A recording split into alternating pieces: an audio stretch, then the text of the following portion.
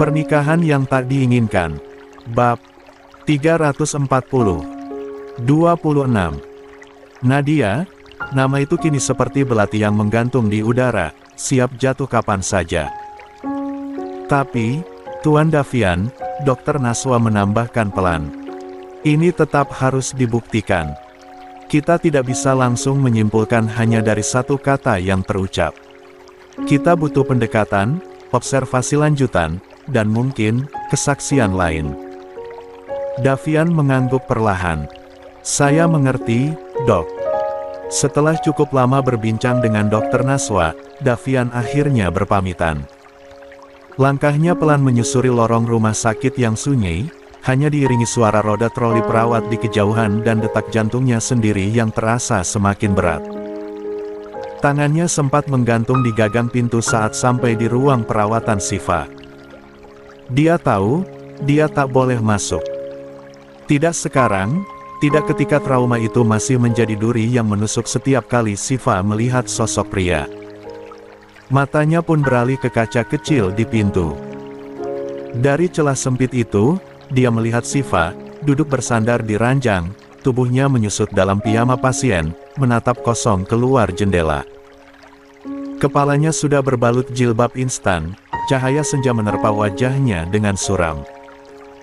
Begitu tenang, tetapi justru itulah yang membuat hati Davian terasa seperti diremas. Dia menyandarkan punggung pada dinding luar kamar. Tak kuat berdiri. Kepalanya menunduk. Dan di saat itu juga, kalimat Dr. Naswa mengiang dalam benaknya. Nama Nadia bisa jadi bagian dari traumanya. Davian mengepalkan tangannya. Bukan karena marah.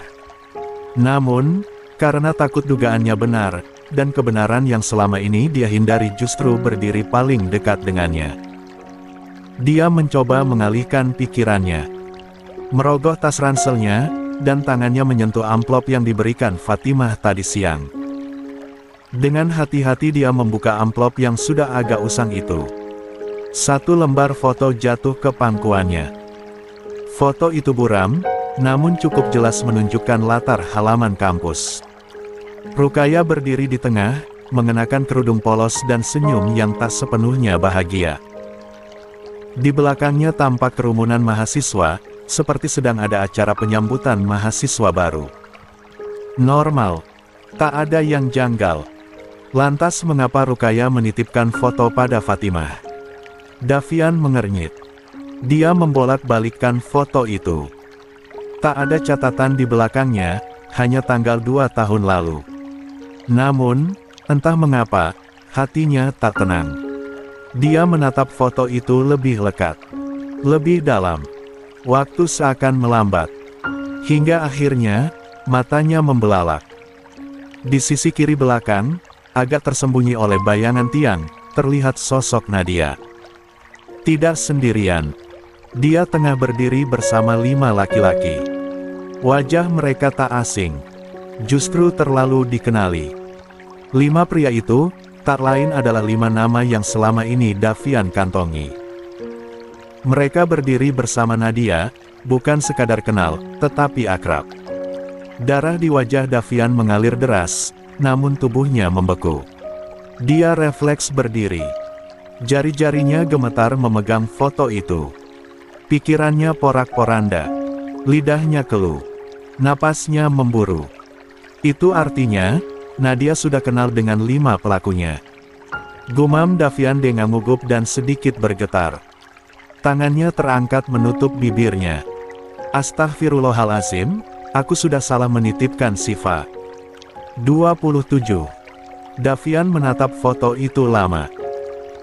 Tubuhnya masih berdiri kaku di koridor, sementara bayangan Siva di balik kaca pintu masih diam, rapuh, dan tak sadar bahwa satu-satunya orang yang benar-benar ingin membelanya kini tengah bergulat dengan kenyataan pahit. Dengan cepat, Davian menyimpan kembali foto itu ke dalam amplop. Dia tahu tempat ini terlalu terbuka untuk berpikir jernih. Langkahnya bergegas, menyusuri lorong rumah sakit hingga menemukan sebuah ruangan kecil menuju tangga darurat. Dia membuka perlahan, memastikan kosong, lalu masuk dan duduk di anak tangga. Dia mengeluarkan ponsel, dan menekan nomor Emir. "Halo, Dav." Napas Davian masih tak stabil. "Aku butuh kamu sekarang." "Ada apa?" "Aku nemu foto, Mir. Di dalam amplop yang dititipin Fatimah. Itu, foto 2 tahun lalu, waktu penyambutan mahasiswa baru. Tapi, di situ ada Nadia. Dan dia bareng 5 pelaku." Hening sejenak di seberang. Lalu Emir menjawab pelan, namun tegas. "Kirim fotonya. Sekarang." Davian segera mengeluarkan ranselnya lagi, lalu memotret dan mengirimkan pada Emir. Beberapa detik kemudian, suara Emir kembali terdengar. "Ya Allah. Ini bukan kebetulan, Dav." Davian menyugar rambutnya ke belakang disertai helaan napas berat. "Aku gak mau langsung menuduh, Mir. Tapi foto ini, terlalu gamblang. Kita butuh Rukaya. Dia tahu lebih banyak dari apa yang dia ceritakan. Dan dia sengaja mengirim foto ini bukan karena dia ingin kita mengenali pelaku, tapi ingin kita sadar siapa yang berdiri di antara mereka." Davian menunduk. Amplop di tangannya terasa lebih berat dari apapun. "Besok pagi aku mau ke rumah Nenek Rugaya. Aku harus bicara langsung. Tapi sebelum itu, aku butuh kamu selidiki sesuatu." "Apa?" "Aku butuh kamu gali lagi catatan akademik Nadia. Apakah dia pernah keluar kota diam-diam? Dan satu lagi, coba selidiki, siapa dari 5 pelaku yang punya kedekatan personal dengannya." Emir tidak menjawab cepat kali ini, namun, suara napasnya menunjukkan betapa seriusnya dia mendengar. "Baik. Aku akan gerak malam ini juga." Davian mengangguk meski tidak terlihat. "Ini bukan tentang curiga, Mir. Tapi tentang rasa percaya yang mulai rapuh. Dan aku harus tahu, seberapa dalam dia terlibat." "Aku paham, Dav. Kamu jaga diri saja. Aku takut mereka sudah membaca gerak-gerik kamu." "Ah, bukan cuma kamu, tapi kita berdua," ujar Emir terdengar nada khawatir. "Iya, Mir. Kamu juga jaga diri di sana." 28. Sambungan telepon telah terputus tetapi Davian belum beranjak keluar dari ruangan darurat itu. Dia memejamkan mata sejenak. Sejujurnya dia sangat lelah dengan kasus ini. Jika saja lawannya hanya orang biasa, tak butuh waktu banyak untuk menghancurkan mereka. Setelah merasa cukup tenang, dia segera keluar, dan menuju ruangan rawat Siva. Begitu tiba, dia hanya berdiri di balik kaca kecil pintu itu, menatap tubuh Siva yang kini sudah berbaring membelakangi jendela, selimut putih menutupi tubuh ringkihnya. Cahaya temaram lampu malam menyorot lembut wajah pucatnya. Meski matanya terpejam, namun terlihat jelas ketenangan itu bukan ketenangan yang benar-benar damai, lebih seperti kelelahan setelah terlalu lama bertarung dengan ketakutan yang terus menghantuinya. Davian kembali menghela napas, kali ini lebih berat dari sebelumnya, seolah dadanya semakin sesak oleh rasa bersalah dan empati yang tak tertahankan. Dia pun melangkah perlahan. Suara engsel pintu berderit halus saat dia mendorongnya pelan, seakan takut mengusik tidur Siva. Langkah kakinya ringan, nyaris tak terdengar, namun jantungnya berdebar tak karuan. Ini bukan pertama kalinya dia melihat Siva dari dekat sejak kejadian itu, tetapi tetap saja, perasaan bersalahnya tak pernah surut. Dia berhenti sekitar 1 meter dari sisi ranjang, matanya menyapu seluruh ruangan, memastikan tak ada orang lain. Lalu, tatapannya kembali tertuju pada Siva. Lama dia memandangi wajah perempuan itu. Perempuan yang dulu dikenal sebagai gadis ceria, penuh tawa. Kini, hanya diam yang menyakitkan. Davian duduk perlahan di bangku yang terletak di samping ranjang, tetap menjaga jarak. Dia tak ingin menakuti Siva, tak ingin memicu traumanya.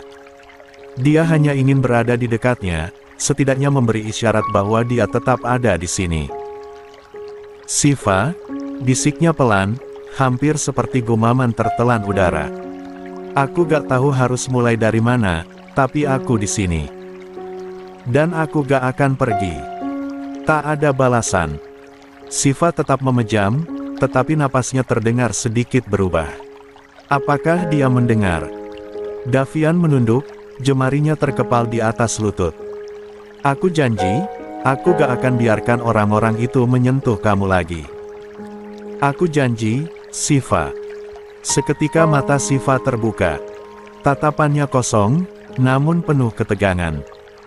Bola matanya bergerak cepat, seolah mencari tahu suara siapa yang baru saja menembus batas sunyinya.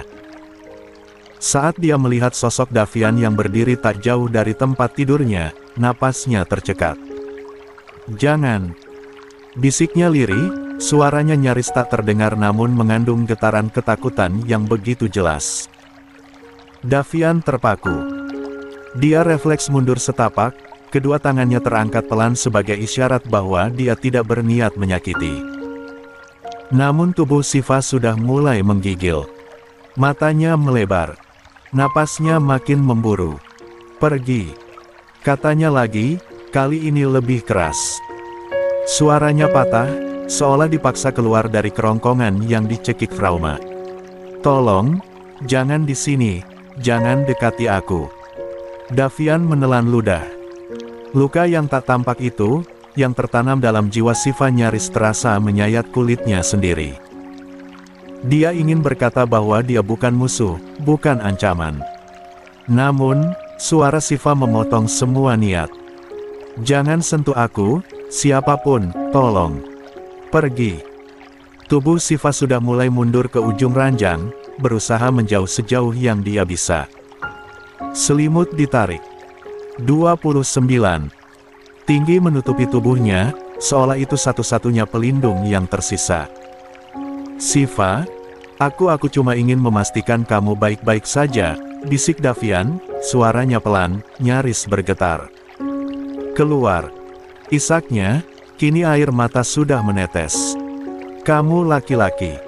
Kamu sama aja, aku takut. Siva terus menggeleng, tubuhnya menggigil seolah berada di bawah hujan yang tak kasat mata. Matanya menatap Davian, namun sorotnya bukan tentang kenangan masa lalu, melainkan ketakutan, trauma, dan luka yang belum sembuh. Davian masih berdiri di sana. Tak bergerak, namun hatinya serasa diremukkan perlahan.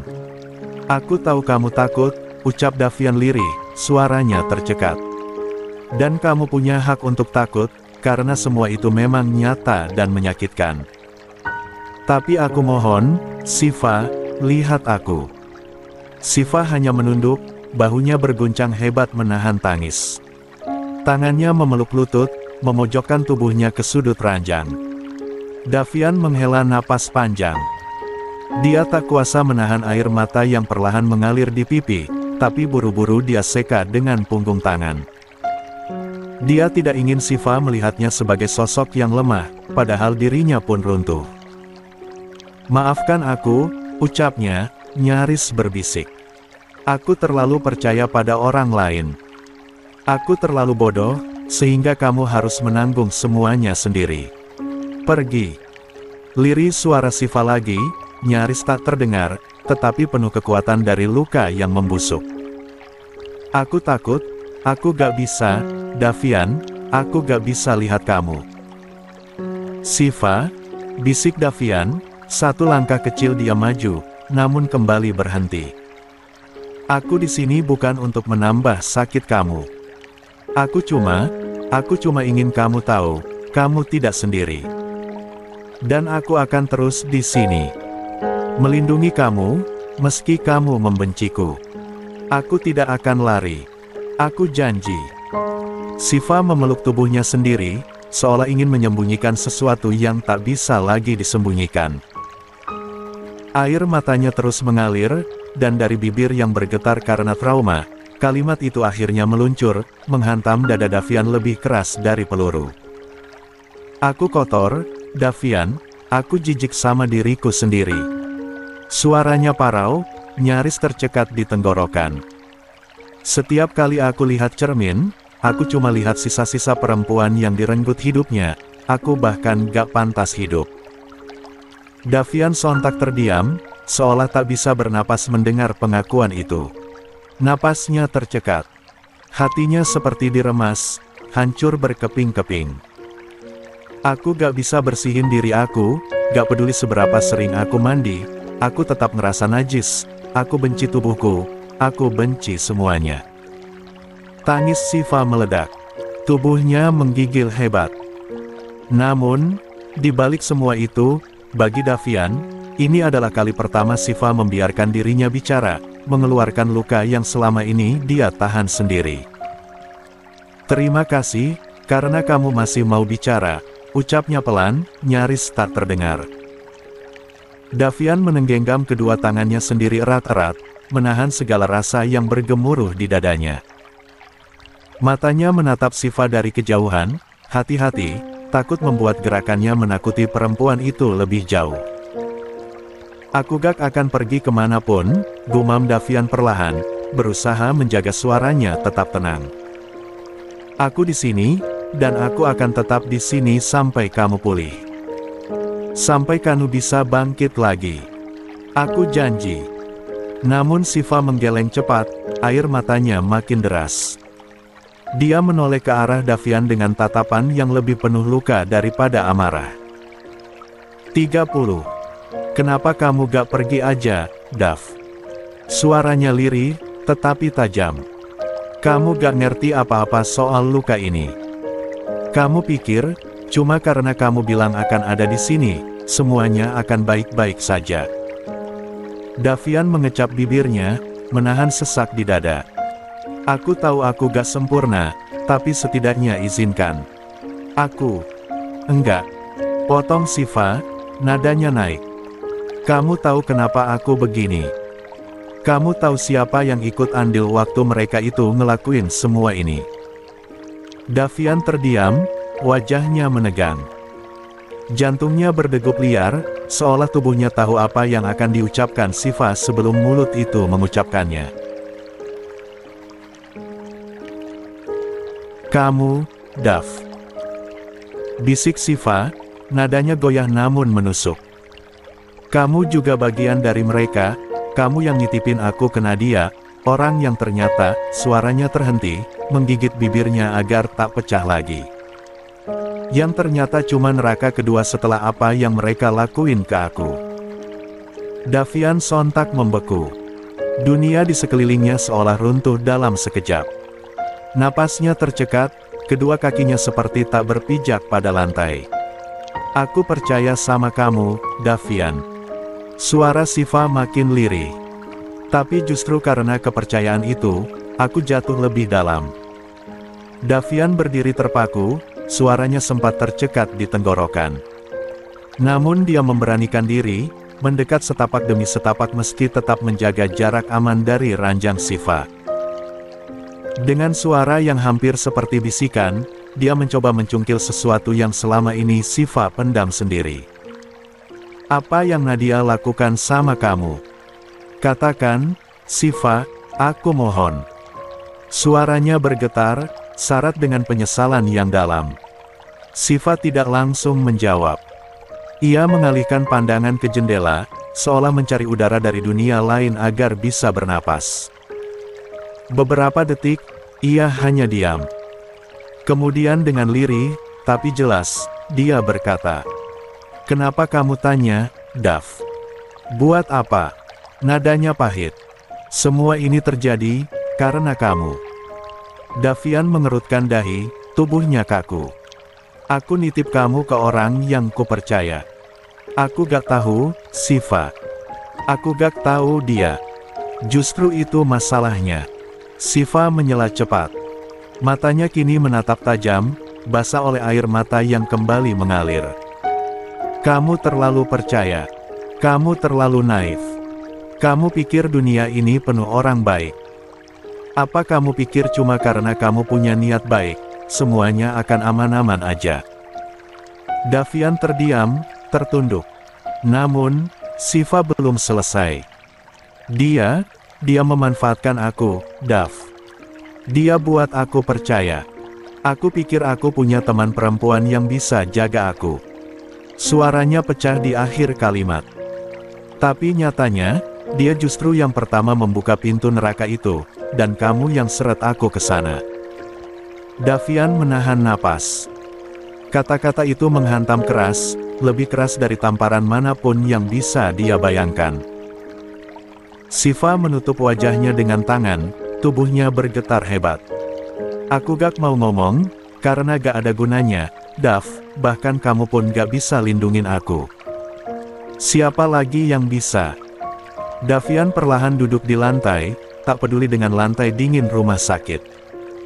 Dia menatap lantai, lalu 31. Kembali menatap gadis itu dalamnya. Siva, kamu boleh benci aku. Kamu boleh usir aku berkali-kali. Tapi aku gak akan berhenti sampai mereka semua kena ganjarannya. Kamu gak harus percaya sekarang. Tapi suatu hari nanti, kamu akan tahu, aku gak pernah ninggalin kamu. Siva tak menjawab.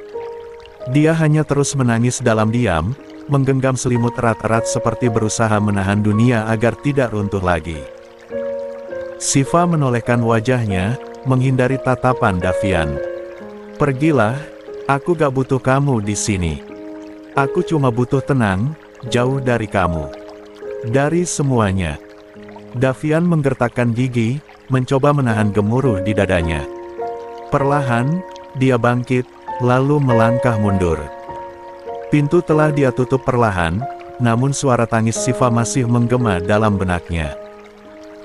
Dia bersandar di dinding, menatap langit-langit pucat rumah sakit, membiarkan sejenak dunia berhenti berputar. Dia tak menangis. Namun, gurat kesedihan jelas terlihat. Aku gak akan mundur, bisiknya lirih. Beberapa saat kemudian, Davian melangkah kembali ke Nurse Station dan mencari perawat Laila. Wanita muda itu tampak sedang mengecek berkas di meja jaga. Laila, sapa Davian pelan. Gadis itu menoleh, sedikit terkejut. Tuan Davian, ada yang bisa saya bantu? Davian mengangguk kecil, lalu bicara serius namun tetap tenang. Aku mau pamit. Tapi sebelum itu, tolong jaga Siva baik-baik. Aku akan mengirimkan seorang psikolog dari luar. Nanti dia akan menghubungi rumah sakit ini dan bekerja sama dengan Dr. Naswa. Wajah Laila berubah serius, matanya menunjukkan empati yang tulus. Baik, kami akan menjaga dia.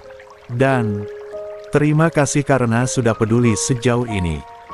Tidak banyak orang yang tetap tinggal saat keadaan jadi sulit. Davian hanya tersenyum getir. Aku akan segera kembali, setelah menyelesaikan ini. Setelah berpamitan, dia segera meninggalkan rumah sakit. Udara luar terasa dingin meski belum terlalu malam. Langkahnya mantap menuju terminal bus di pinggir kota. Meski lelah, tubuhnya tetap digerakkan oleh amarah, dendam, dan rasa tanggung jawab yang kini tidak bisa lagi dibendung. Bus malam menuju Sohag tak pernah benar-benar kosong. Sopir sudah akrab dengan penumpang-penumpang yang naik diam-diam di malam hari. Davian duduk di kursi belakang, sandarannya keras, tetapi pikirannya jauh lebih keras. Tangannya merogoh tas ranselnya dan menarik amplop lusuh dari Fatimah. Dia menatapnya sekali lagi. Foto itu, wajah Nadia di sana, dan 5 lelaki itu. Kamu akan membayarnya, Nadia, sumpahnya dalam hati. Tangannya pun meremas amplop dengan erat, hingga buku tangannya memutih. Masih gelap ketika bus yang ditumpangi Davian akhirnya tiba di terminal kecil kota Sohag. Suasana subuh menyelimuti jalan-jalan sempit yang lengang, hanya ada suara langkah kaki yang sesekali terdengar dari para peziarah masjid atau pedagang yang mulai membuka lapak. Davian turun dengan jaketnya yang sedikit lusuh, membawa ransel yang menggantung di satu bahu. Udara dini hari di Sohag cukup dingin, menusuk kulit namun menenangkan. Tanpa banyak bicara, dia menyusuri jalan kecil menuju masjid terdekat, mengikuti arah azan subuh yang baru saja berkumandang. 32. Setelah berwudu, dia duduk di saf belakang. Sujud pertamanya malam itu terasa paling berat. Namun, juga paling jujur. Dalam diam, dia tak memohon banyak. Hanya kekuatan, dan perlindungan. Pagi mulai merekah saat dia duduk di sebuah rumah makan kecil di pinggir jalan. Menunya sederhana, roti pipi, telur rebus, dan secangkir teh hangat.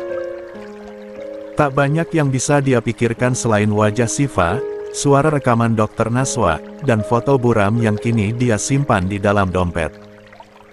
Beberapa saat setelah matahari benar-benar naik, Davian memutuskan melanjutkan perjalanan. Dia berjalan kaki menuju rumah Nenek Rukaya, sebuah rumah kecil di tepi kampung, yang pernah dia datangi juga. Anak-anak kecil yang tengah bermain bola di jalanan sempit sontak berhenti dan memandang Davian dengan rasa ingin tahu.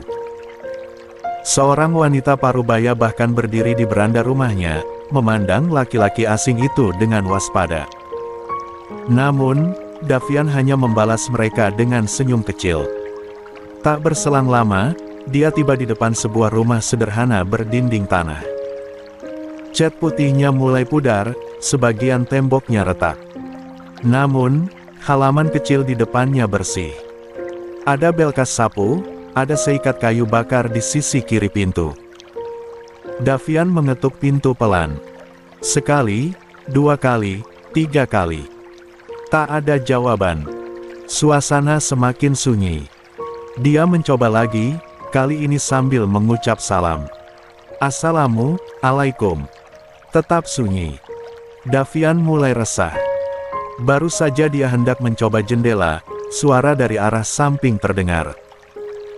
Seorang pria tua dengan galabiah lusuh berjalan mendekat sambil menenteng ember air.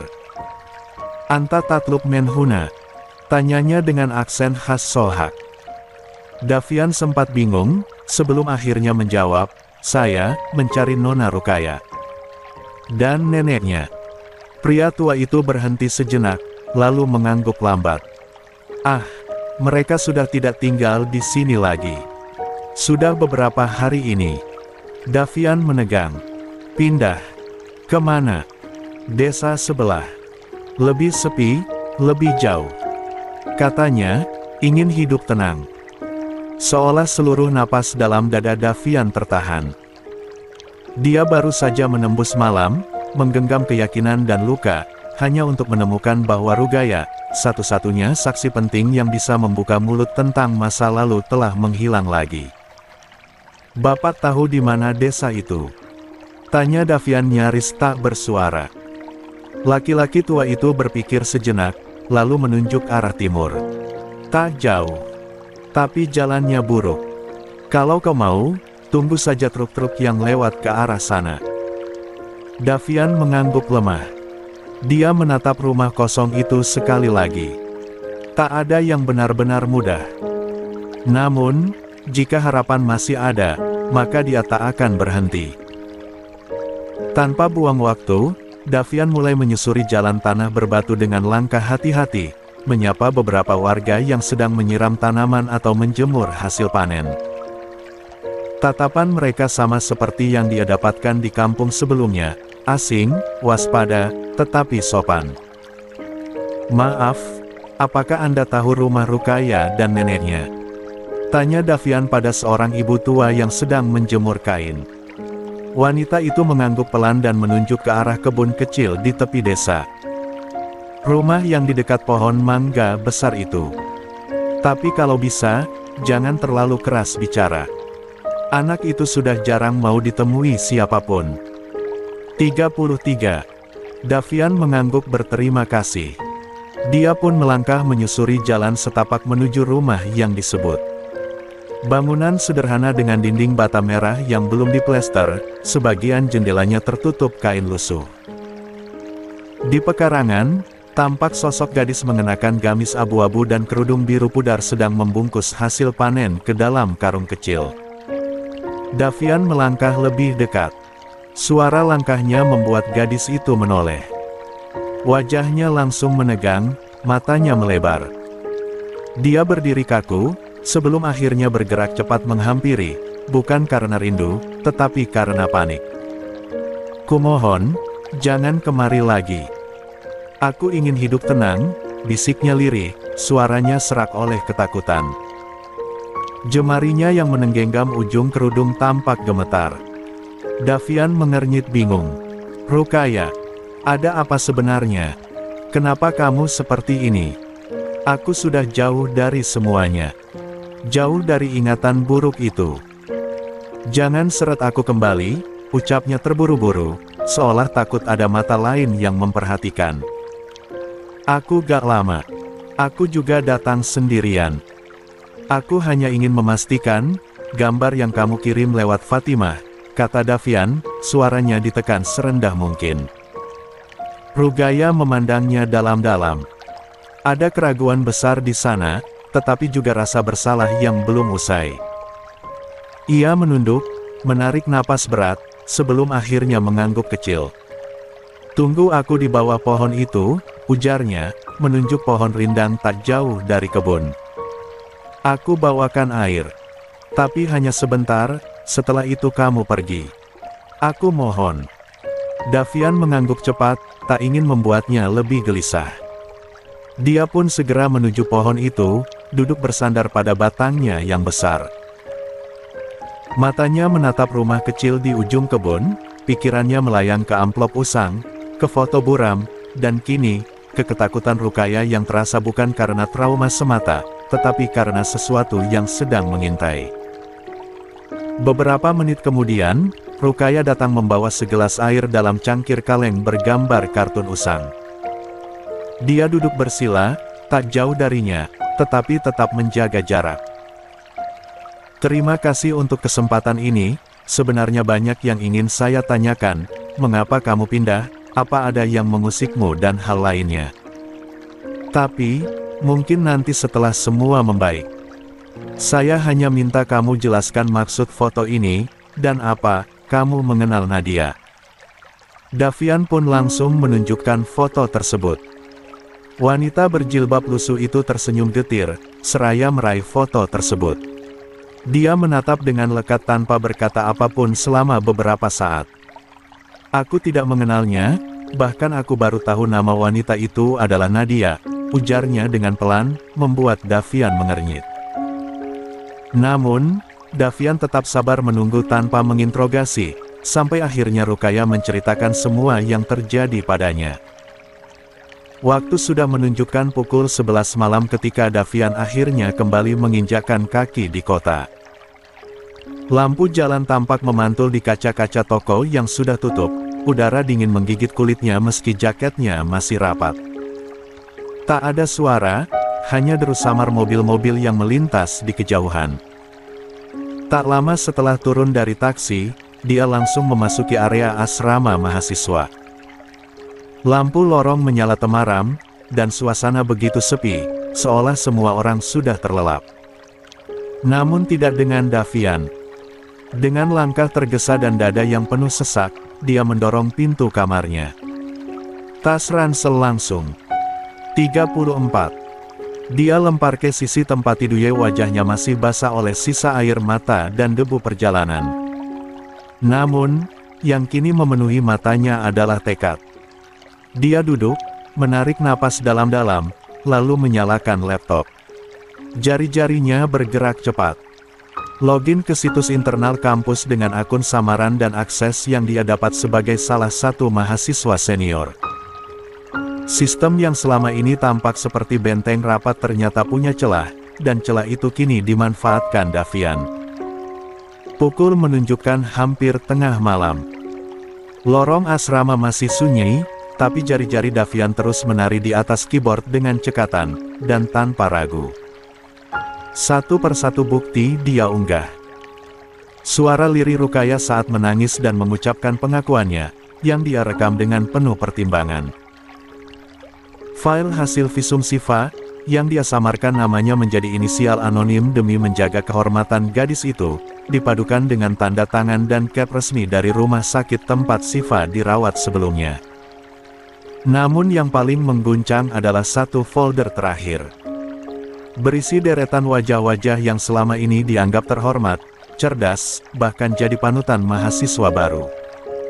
Mereka adalah pelaku. Foto-foto kegiatan organisasi, serta tulisan tangan milik Nadia. Semuanya ada di sana. Dan lebih menyakitkan lagi bagi Davian, di antara mereka, ada satu wajah yang tak pernah dia duga selama ini. Ternyata diam-diam menjadi bagian dari lingkaran hitam itu. Matanya memanas, tetapi dia menahan air mata. Tidak sekarang. Tak berhenti sampai di situ. Dengan napas memburu, Davian membuka saluran kontaknya dengan salah satu jurnalis yang dia dapatkan dari Ruknaya tadi. Dia mengunggah satu paket dokumen ke dalam sistem media, dengan catatan tegas. Jangan sebut nama korban.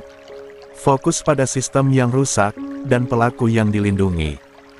Jangan juga lindungi wajah pelaku, termasuk salah satu wanita itu. Biarkan dunia melihatnya sebagai penjahat yang bersembunyi dari balik wajah polosnya. Dan terakhir, forum kampus. Sebuah tempat yang selama ini hanya jadi ruang basa-basi, malam itu menjadi medan ledakan besar. Malam ini bukan untuk menyalahkan, tapi untuk melihat siapa yang selama ini kalian puja-puja. Fakta tidak bisa dibungkam. Selamat pagi, kampus. Satu klik submit, semua terunggah. Semua terkirim. Davian menyandarkan punggungnya ke kursi, napasnya berat, tetapi terasa lega.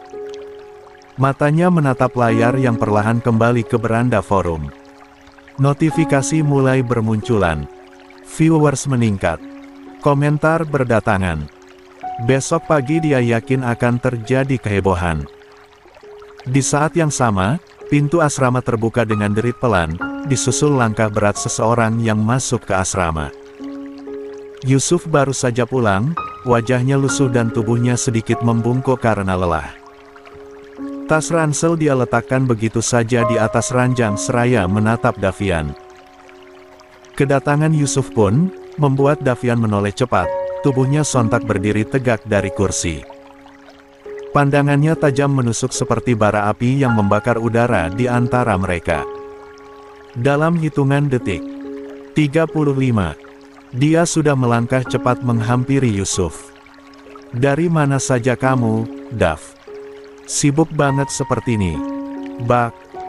Sebuah bogem mentah menghantam rahang kiri Yusuf, membuatnya terhuyung ke belakang dan menabrak ranjang. Yusuf mengerang, kaget sekaligus bingung. Namun tak ada waktu untuk menjelaskan. Aku gak percaya, Yusuf. Selama ini ternyata kamu tahu. Kamu tahu Nadia di balik semua ini. Yusuf memegangi pipinya yang memar, matanya membelalak tak percaya. Davian, tunggu. Tunggu. Bentak Davian, kini tubuhnya menggigil oleh luapan emosi. Kamu diam saja, tahu semua, dan gak pernah bilang apapun ke aku. Aku ini anggap kamu saudara, Yusuf. Saudara. Yusuf mencoba berdiri, setengah menyangga tubuhnya di ranjang. Aku gak tahu semua, Dav. Aku cuma... Duk. Satu pukulan lagi mendarat. Kali ini di bahu. Tidak sekeras yang pertama, tapi cukup membuat Yusuf jatuh terduduk. Kamu pikir ini permainan? Ini hidup orang, Yusuf. Ini tentang Siva. Tentang Rukaya. Tentang semua perempuan yang kalian biarkan diinjak martabatnya. Davian menarik napas kasar, lalu menunjuk dada Yusuf. Kamu salah orang kalau pikir aku bakal tinggal diam. Kamu main api sama aku, Yus. Mak akan kubakar kalian semua sampai tak ada yang tersisa. Aku tidak akan berhenti, bahkan kalau harus kulawan semuanya sendirian.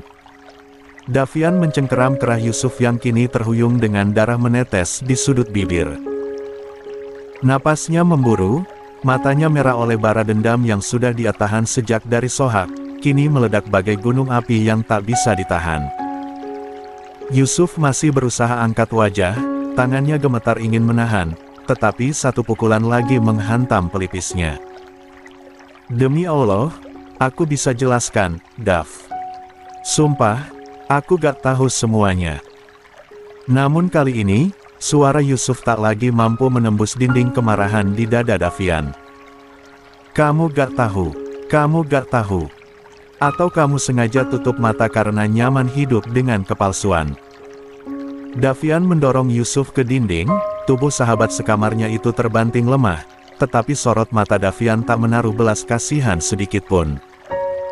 Aku titipkan Siva padamu, Yus. Aku percaya kamu akan lindungi dia kalau aku gak bisa. Tapi nyatanya, kamu diam. Kamu tahu, kamu dengar, kamu lihat, dan tetap diam. Davian menggeram. Suaranya bergetar seperti retakan kaca sebelum pecah. Kamu bahkan bekerja sama dengan Nadia. Suara Davian bergetar, tangannya menunjuk wajah Yusuf. Kamu pengkhianat. Lebih hina dari pelaku. Setidaknya mereka menyerang dari depan, tapi kamu menusuk dari belakang. Kamu tikam kepercayaan yang udah aku bangun dari nol, Yus. Yusuf menunduk. Air mata bercampur darah mulai mengalir, tetapi Davian tak berhenti. Kamu tahu apa sakitnya, Yus? Sakit ketika orang yang kamu percayai sepenuh jiwa, justru orang yang paling pertama mematahkanmu tanpa suara. 36. Davian mundur selangkah, dadanya naik turun. Kamu hancurkan satu hal paling berharga yang aku punya, Yusuf. Dan mulai malam ini, kamu bukan siapa-siapa lagi buatku. Sejenak ruangan hening. Hanya suara napas Davian yang masih berat, dan isakan tertahan dari Yusuf. Aku bisa jelaskan sama kamu, Dav, aku gak. Aku tidak membutuhkan penjelasanmu, Yus. Sedikitpun, aku tidak butuh. Davian menunduk dan menatap lekat wajah lembam Yusuf. Persiapkan dirimu untuk hari besok, kawan, bisiknya Davian dengan dingin, lalu bergegas mengambil ransel, laptop serta jaketnya, dan segera keluar dari asrama.